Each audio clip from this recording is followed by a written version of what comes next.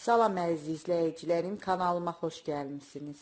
Bugünkü videomda kətələr hazırlamışam və bunun hazırlanmasını sizinlə paylaşıram. Qat-qat xəmirli, üstü kövrək, içi yumşaq, fındıqlı, bişmiş qatlaşmış südlü, çox dadlı kətələr alınır. İndi keçək hazırlanma qaydasına. Xəmir üçün əvvəlcə qaba 1 stəkan ilıq su, 1 stəkan ilıq süd əlavə eləyirəm. Üzərinə 3 xörək qaşığı şəkər tozu, 1 paket 10 qram instant quru maya əlavə eləyirəm. Bunları əvvəlcə biraz qarışdırıram. Maya tez əriyən mayadır, ona görə gözlətmirəm. Alınan qarışıma 60 ml bitki yağı əlavə eləyirəm. 1 ədəd yumurtanın ağını, sarısının üstü üçün ayırmışam. 1 paket şəkərli vanil. Bunları da biraz qarışdırıram. Qaba un tökürəm. Üzərinə çay qaşığının 1/3 qədər də duz. Əlimlə qarışdırıb xəmir yoğururam. Unu apardığı qədər istifadə eləyəcəm. Xəmir üçün 5 stəkan un istifadə elədim. Stəkan ölçüsü 200 ml-dir. Belə ələ yapışmayan bir xəmir alınır. Xəmirin üstünü örtüb bir 40 dəqiqə mayalandırıram. Xəmirim çox yaxşı mayalanıb. Spatula ilə havasını çıxardıram. Xəmiri bir yerə yığıram. Xəmiri un səpdiyim masanın üstünə yerləşdirib xəmir kəsəndən 2 hissəyə bölürəm. Kəsdiyim xəmir parçalarını əlimlə yuvarlayıb 2 iri kündə hazırlayıram. Hazırladığım kündələri un səpdiyim taxtanın üstünə yerləşdirirəm. Üstünü örtüb bir 10 dəqiqə gözlədirəm. 100 qram kərə yağını əritmişəm yaymaların üstünə çəkmək üçün. Kündələrdən götürüb un səpdiyim masanın üstünə yerləşdirirəm. Üstünə də biraz un səpib oplovla yayıb böyüdürəm. Arada lazım olduqda yenə un səpirəm. İri yayma yayıb açıram. 3-4 mm qalınlığında iri yayma yayıb açıram. Yaymanı açandan sonra əritdiyim kərə yağını yaymanın üstünə əlavə edirəm. 3-4 qaşıq. Fırça ilə yağı yaymanın üstünə hər yerinə yaxşı-yaxşı çəkirəm.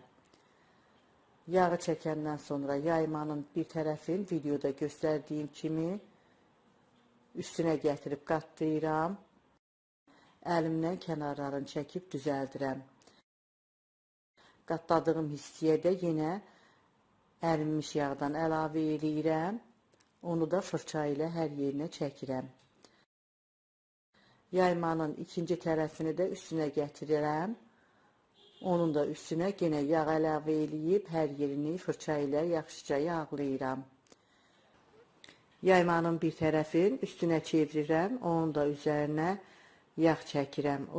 O bir tərəfini də üstünə qatlayıram. Bu şəkildə hazırlayıb un səpdiyim boş qaba qoyuram. Salafana bükürəm bərkiməsi üçün.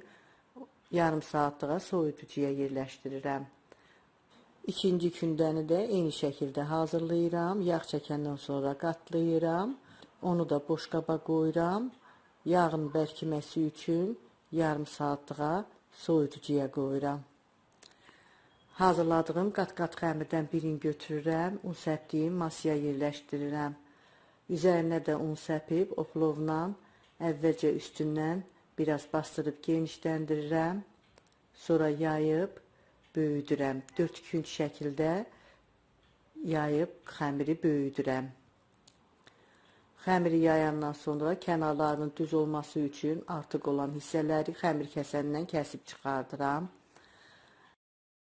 Yaymanın üstünə şəkər tozu əlavə eləyirəm. 2 xörək qaşığı şəkər tozunu yaymanın üstünə hər yerinə yayıram.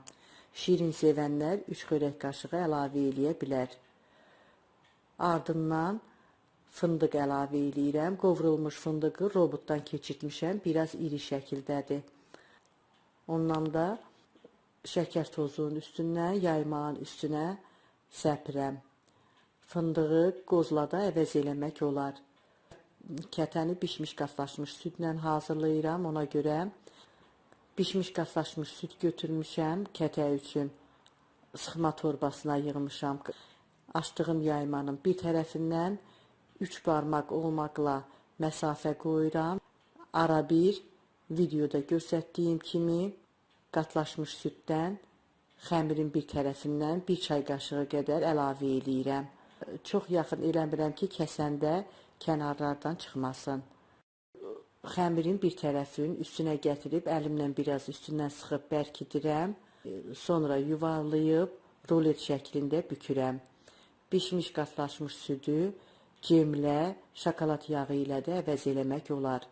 Sonacan bükəndən sonra o biri tərəfin üstünə gətirirəm, əlimlə sıxıb bərkidirəm. Sonacan belə hazırlayıram. Hazırladığım ruleti bıçaqla doğrayıram, 3 barmaq endə. Sonacan doğrayıram. Ruleti doğrayandan sonra yağlı kağız sərdiyim formaya düzürəm hamısını. Hazır kətələrin üstün dəsmalla örtürəm, bir 20 dəqiqədə yerində mayalandırıram. Digər ikinci yağlı xəmiri də eyni qaydada hazırlayıram. Onu da yayandan sonra şəkər tozu, fındıq, qatlaşmış süd əlavə eləyirəm. Rulet kimi bükürəm, onu da eyni qaydada 3 barmaq endə doğrayıram.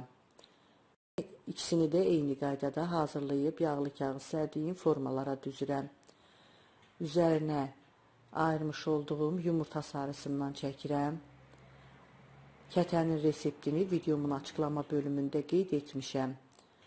Daha gözəl görünməsi üçün sonda üzərinə əzilmiş fındıqdan səpirəm.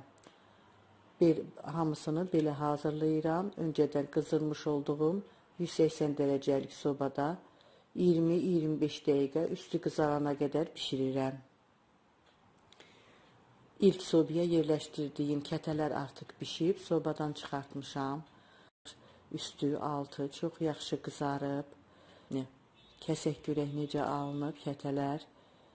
Üstü kövrək, xırçıltılı, içi yumuşaq, çox dadlı kətələr alınıb. Kətələr artıq hamısı demək olar ki, bişib, sobadan çıxartmışam. Hazırladığım xəmirdən 25 ədəd fındıqlı, içlikli kətələr alındı. Çox asan bir reseptdir. İstənilən içliklə hazırlamaq olar.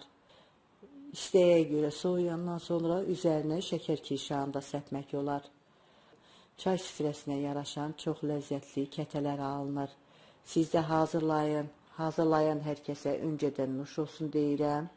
Videomuzu izlədiyiniz üçün sizə öz təşəkkürümü bildirirəm. Videomuzu bəyənməyi, dostlarınızla paylaşmağı, əgər videoda ilk dəfə görüşürüksə, yeni videolardan xəbərdar olmaq üçün kanalımıza abunə olmağı unutmayın.